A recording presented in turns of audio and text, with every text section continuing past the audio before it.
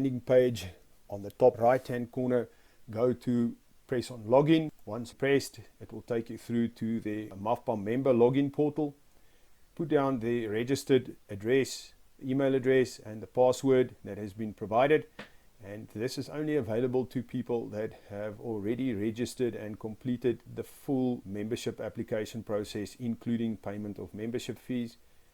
Once you have logged in, the details of associated properties will be listed. Then you go onto the left menu bar, open up the assessment form, and then select the fire management area, select the sector in which the property is, and what we then do is we're looking for the GPS coordinates, put in a general reference point like a closest town or a well-known landmark. On the map it will show an icon. You can now move the icon to the exact location of where the property is, and there it is saved. Continue the type where it is situated. It can either be rural or it can be peri-urban. The name of the property and the address. Is there somebody staying on it? Is it inhabited? And now it is time to describe the physical risks that is on the property. Please understand, it is not a description of the type of fuel, but it is a description of potential areas that is either high value or areas from where a fire potentially can start, and can include things like workers' houses, dump sites, workshops, bulk diesel tanks, anywhere where there is a potential high risk, and there's also a high risk from ignition of fires. Those need to be listed there, and please number them 1 to however many they are. These numbers are going to be reflected in the physical risk map that can be associated with this particular exercise. The next thing is to indicate whether there is fuel-free clearings and buffer zones around the above listed risk areas, and to give a short description of fire belts that has been done. These are the requirements: a 10-meter buffer zone around high risk areas, and then the Veld and Forest Fire Act requires the making of fire breaks. As a minimum requirement, they must be made on the border. This must also be reflected in the risk map that gets uploaded.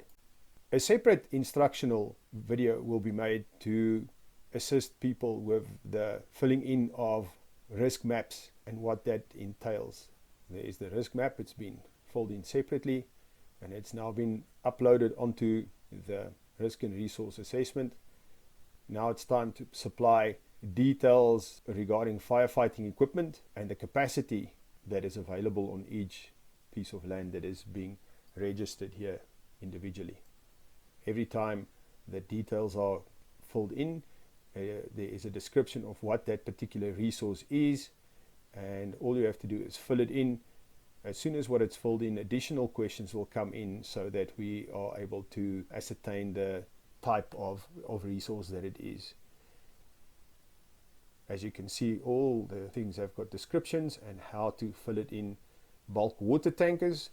These are water tankers that's able to provide water to skid units and to bucky units, whether they be truck units or whether they are just standard bucky units, with a variety of literages reflected there, and you can add numerous ones of these as what you have got available. How many personnel is available for firefighting, and then also hand equipment. So it's a reasonably detailed survey that is done per property, and we once again remind everybody that it must be filled in per property.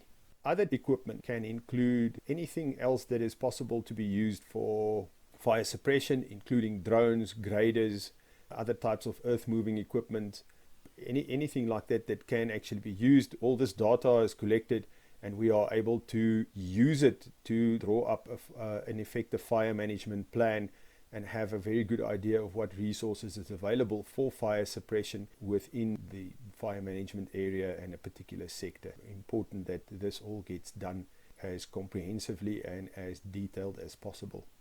Once all the information has been captured, the verification code must be entered, the risk and resource form must be submitted by pressing the submit button.